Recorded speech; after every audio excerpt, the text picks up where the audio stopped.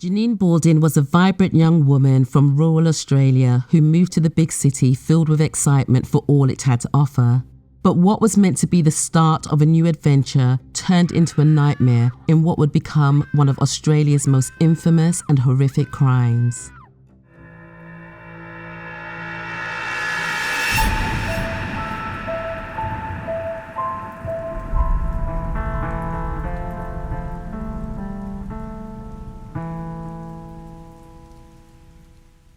Janine Kerry Balding was born on October 7, 1967, in Wagga Wagga, a city in rural New South Wales, Australia. She was a second child of 4 to her parents Beverly and Kerry, who added their son David 10 years later to complete their family. As a child, Janine was known for her caring and gentle spirit. She loved animals and had a special way of soothing her beloved baby brother. Given the 10-year age gap between the siblings, they didn't spend a lot of time together as Janine got older. But David remembers that Janine always had time for him. She would play along in his silly games and never took herself too seriously. Just before Janine turned 20, she decided to leave her small town and move 5 hours away to Sydney for a taste of the big city life. Sydney had always appealed to her, and since her fiancé Steve already lived there, it made sense for her to join him. With their wedding date set for March 1989, she packed up her belongings and set off for her new start. When Janine arrived in Sydney, she immediately began looking for a job. It didn't take long for her to get a position as a teller at the bank on George Street in Sydney Central's business district.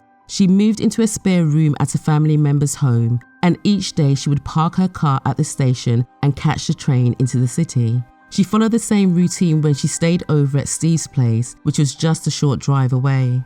After a few months, the couple had saved enough money to buy their first home, which they planned to live in together once they were married. In the meantime, the house was rented out, with the money being used to pay for their wedding the following year. The house was located 50 kilometres or 31 miles from Sydney in a small coastal suburb, making it a perfect spot to raise a family. But Janine would never get the chance to walk down the aisle, and her fiancé would never get to carry his wife over the threshold. Instead, he would end up carrying her coffin at her funeral. Just a month before Janine turned 21, she left work at the bank for what would become the last time. It was the evening of the 8th of September 1988 when she arrived at Sutherland Station and started walking towards her vehicle. Halfway to safety, she was approached by a group of teenagers. At first, their behaviour was innocent enough. They asked for the time and requested cigarettes and cash. But their words were merely a distraction and their intentions were anything but innocent. Just hours earlier, the group of teenagers had made a terrifying decision that would have repercussions even until today. Why don't we get a Sheila and rape her? These 9 words set in motion what would become one of Australia's most gruesome and notorious murders. Among the group was Stephen Wayne Jamieson, who was known as Shorty on the streets. He was 22 but had the mental capacity of a 10-year-old. Despite his young mental age, he had already accumulated an extensive criminal record, including sexual assault, malicious wounding, and robbery. Then there was 14-year-old Bronson Blessington, who had left his broken home at just 9 years old. His life on the streets of Sydney was tough, and he was often in trouble with the police for petty theft. 16-year-old Matthew Elliott was a wild child in every sense of the word. He ran away from his home in the western suburbs of Sydney and was a frequent resident in juvenile institutions. His extensive criminal record included arson, breaking and entering, auto theft, and receiving stolen goods. Wayne Wilmot was 15 years old and was already well known as a troublemaker. He had been a ward of the state since childhood, with his criminal activity starting when he was just 5 years old. They included sexual assault, indecent assault, and theft. His life in various foster homes was unsuccessful, and he chose the streets over any semblance of family life. On the day of the murder, Wayne had begun to date 15-year-old Carol Arrow. She too had run away from her home in Leeton and stopped in Sydney when she met Wayne. Carol also suffered from severe mental delays and was easily manipulated. Her mother later stated she feared that Carol might get involved with the wrong crowd. That's exactly what happened. This mismatched group of young people crossed paths at a homeless refuge located in central Sydney known as The Station. On the morning of September 8, 1988, the group of teens sat around together at the station, acting tough and showing off for each other.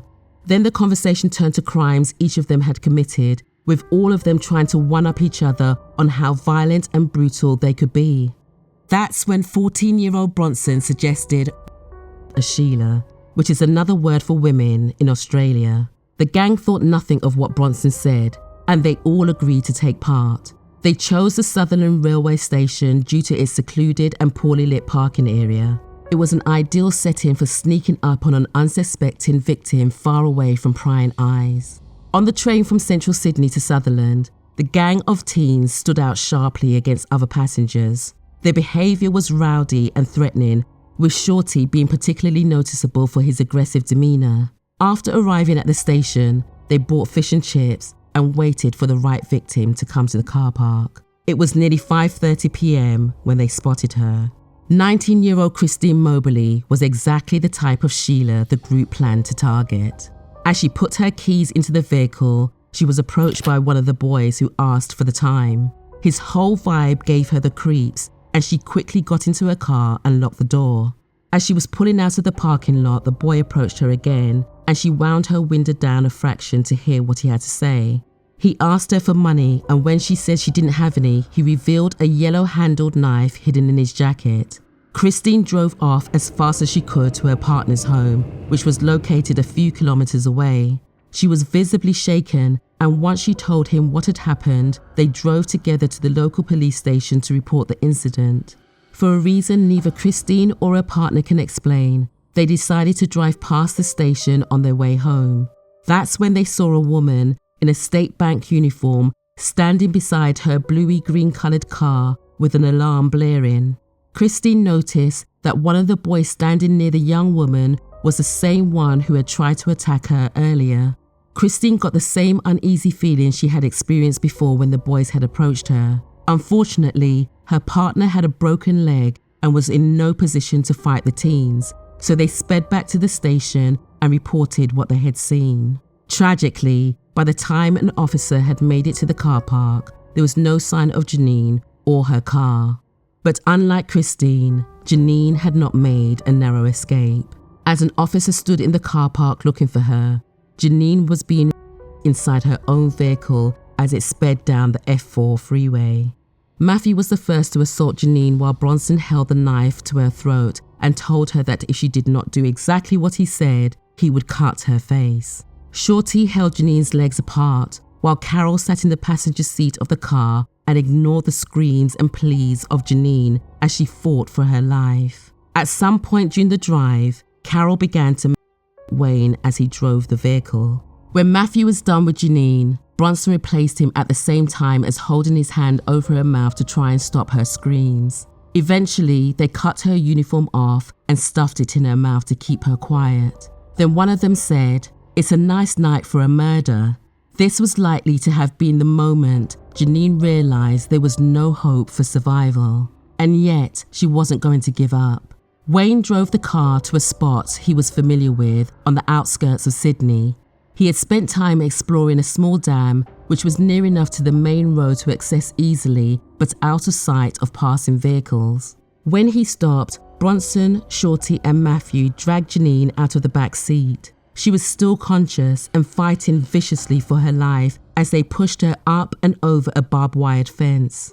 But she was no match for the young men who continued to sexually assault her as soon as they were clear of the fence. While Janine fought for her life, her fiancé Steve began to sense something was wrong. When he didn't hear from her that evening, he initially figured that she had decided to stay in Sydney a bit later than usual. After all, it was a Thursday night, which is popular for late night shopping. But the next morning, when he rang to see how her shopping had gone, a family member answered the phone and told him Janine hadn't come home. They assumed she was with Steve, which is why they weren't worried. Her failure to return home or make contact was out of character for Janine. Steve hung up the phone and contacted the police to report her missing.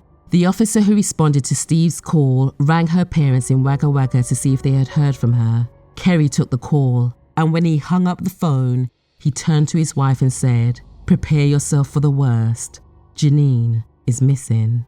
There's no way their idea of the worst could ever have come close to the reality of what they would later learn Janine had experienced in her final hours. Once the boys were done with their assault, they agreed on the final plan of action. It was time to kill Janine.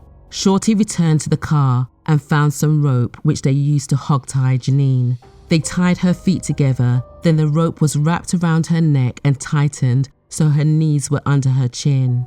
The rope was then wrapped under her knees again and pulled even tighter so that if she moved, she would choke herself to death. It was an unnecessary safeguard, given what they did next. After stuffing her uniform even further down her throat, they dragged her to the edge of the dam. They forced her head into the shallow water and held it under as her hands grabbed out for something to save her. Her efforts were vigilant but in vain, as the boys held her head under the water for 4 minutes until she stopped struggling and eventually drowned. Janine was dead, but the group attack was not over yet. As she lay half submerged and face down in the water, they stole her engagement ring and her purse and drove off in her vehicle towards Mount Druitt. Ironically, the vehicle broke down halfway to their destination and they had to abandon it on the side of the road.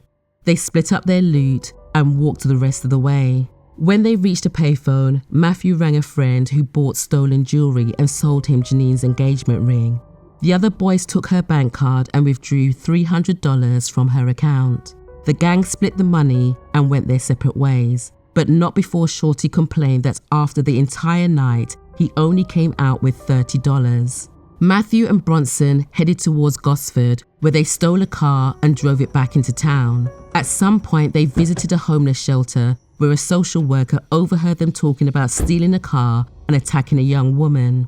The social worker notified the police and both boys were arrested and sent to juvenile detention for car theft. The following day, they were questioned about the car and they hinted at knowing something about a woman's murder. They told officers a friend of theirs had killed someone and they knew where the body was. The detectives played along and allowed the boys to show them the dam. It was evening, so the officers used their flashlight to illuminate a path towards the dam. There, in the shallow, murky waters, they found the semi-naked body of Janine laying face down, right where the boys had told them. Her skin was a patchwork of injuries, and her hands and feet were still hogtied behind her, with her uniform stuffed into her throat. The area was immediately cordoned off as a crime scene while the boys were returned to the station for questioning.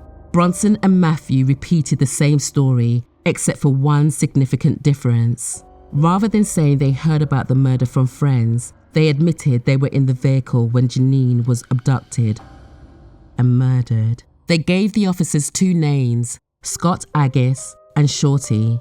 Both boys said Scott and Shorty had planned the attack and had taken them along for the ride. They also named Carol and Wayne as being in the vehicle at the same time. An APB was put out to find the 4 perpetrators while Janine's family was notified of her murder. David Balding was just 10 years old when his big sister was murdered. There's no doubt that her death changed the course of their lives forever. When Janine's autopsy results were revealed, they showed she had been vaginally, orally, and had been viciously beaten. She also had extensive defensive wounds. Her cause of death was confirmed as drowning. Initially, investigators suspected Shorty and Scott were fake names given by Bronson and Matthew to deflect responsibility for Janine's death. But when Carol and Wayne were apprehended for the murder, they provided the same names. Scott Aggis was picked up at the same refuge where the abduction had been planned. He denied any knowledge of the murder and was able to provide an alibi for that night. It took 2 weeks for the police to find Shorty. He had left the state and travelled to Queensland to avoid detection. When he was picked up, he denied any knowledge of a murder. But once the investigators mentioned that all of his accomplices had named him and there was a blood test which they could compare with samples taken from Janine's body, he broke down and confessed. Shorty was the one to tell officers the whole story from start to finish. When the other 4 were interviewed and told that Shorty had confessed, their stories changed to align with his, except for one consistent inconsistency, if you will. They all blamed each other for holding Janine's head in the water until she drowned. All 5 participants were charged with murder, abduction, and rape and were committed to stand trial. But just after the trial began, it was aborted when it was determined that Carol and Wayne had no part in Janine's actual rape and murder. The pair were later tried separately on charges of theft of a vehicle, jewelry, and money. They were both found guilty, with Wayne being sentenced to 7 years in prison.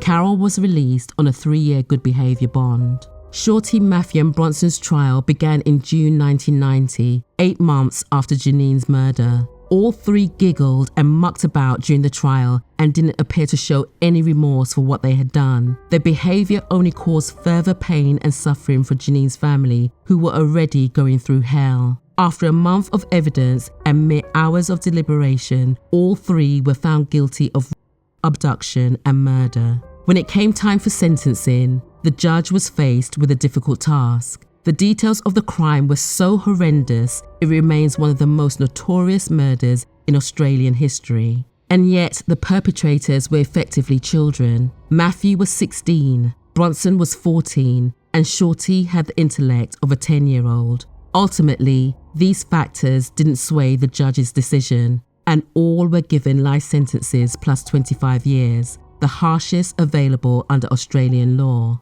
The judge commented, "To sentence people so young to a long term of imprisonment is, of course, a heavy task. However, the facts surrounding the commission of these crimes are so barbaric, I believe I have no alternative other than to impose upon these young prisoners, even despite their age, a life sentence. So grave is the nature of this case that I recommend that none of the prisoners in this matter should ever be released." In 1988, Wayne was sentenced to 7 years in prison after the attempted abduction and rape of a young girl in Sydney. He was also linked to another attack on a 19-year-old after DNA advances matched him to that crime. In 2003, Shorty requested his case be investigated by the Innocent Project after he denied being involved in Janine's murder. DNA advances meant samples from Janine's body could be retested, and while Shorty's DNA was not found, Carol reiterated he was involved